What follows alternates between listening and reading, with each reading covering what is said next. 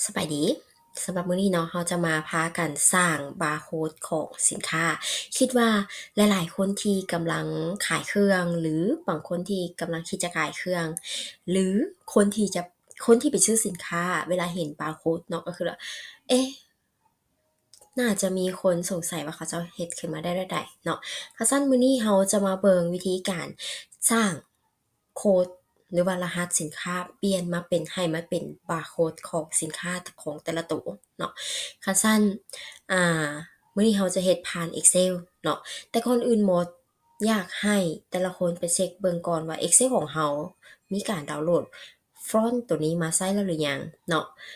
ชื่อของฟอนต์แม่น ID Automate อ่า ID Automation เนาะ HC39M เนาะถ้าว่าผู้ใดมีแล้วเราก็สามารถสร้างได้เลยแต่คันถ้าไผยังบ่มีเนาะเข้าไปใน Google นะ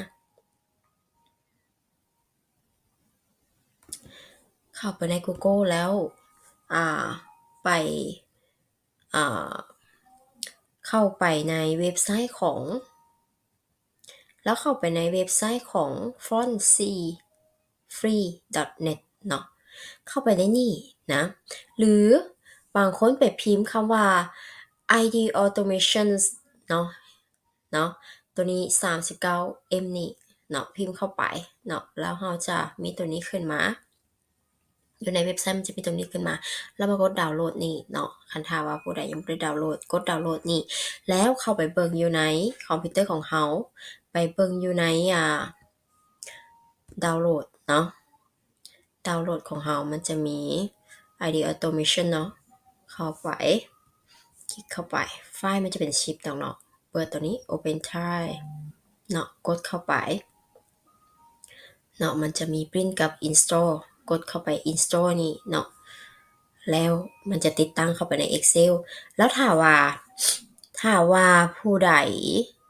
ที่ติดตั้งเข้าไปมันบ่ทันเข้าเนาะให้ออกจาก Excel ไปก่อนออก Excel ไปก่อนแล้วจึงกลับเข้า Excel มาใหม่เนาะตัวอย่างว่าเราสิสร้างโคดของเราเป็นบาร์โคดแบบนี้เนาะตัวอย่างว่าเป็นชีตนี้นะตัวนี้เป็นโคดเนาะตัวนี้ใส่เป็นบาร์โคดนะเป็นบาร์โคดมานะสมมุติว่าเลขรหัสของเราเนาะใส่ไปสมมุติเป็นแบบนี้นะตัวนี้ก็สมมุติว่าเป็น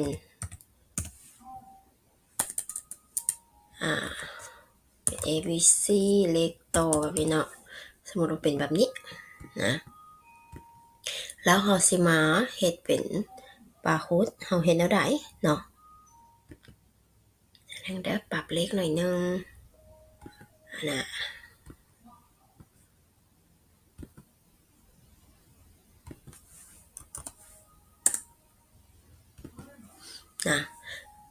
ถ้าว่าเราอยากเฮ็ดเป็นบาร์โคดเรากดเลยเนาะเท่าพิมพ์เท่ากับแล้ววงยืมขายวงเล็บนะแล้ววงยืมอีกแล้วกดตัวนี้เนาะและคลิกไปใส่ห้องที่เราต้องการเฮ็ดเป็นบาร์โคดเนาะแล้วพิมพ์อีกประนึงเนาะเครื่องหมายนี้แล้วกดวงยืม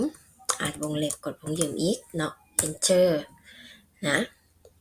enter ไปแล้วเราจะเห็นเป็นแบบนี้เนาะหลังจากได้แบบนี้แล้วเนาะมิแต่ว่ามาเปลี่ยนฟอนต์เนาะฟอนต์ของเราเมื่อกี้เป็น ID ID automation เนาะเราก็จะได้เป็นเลขเราจะได้เป็นเลขบาร์โคดของเราเนาะแล้วก็ถ้าว่าอยากเฮ็ดบาร์โคดห้องต่อไปเราก็มีแต่คลิกลากเลยเนาะในกรณีที่ว่ารหัสสินค้าของเรามีหลายๆรหัสสิเราก็ลากลงไปเลยเนาะอันนี้คือวิธีการเปลี่ยนจากเลขรหัสของสินค้าใส่มาเป็นบาร์โคดเนาะแล้วเราลองเฮ็ดแล้วเราลองเอาเครื่องยิงบาร์โคดมาลองยิงเบิ่งเนาะหวังว่าข้อข้อมูลตัวนี้จะเป็นประโยชน์ต่อกับหลายๆคนเนาะเดี๋ยวมื้อหน้าเราจะมาแชร์ความรู้อื่นๆอีกหลายๆอย่างเนาะแชร์ไปนำกัน เนาะเอาประสบการณ์ไปนำกันเนาะทุกคนขอขอบใจ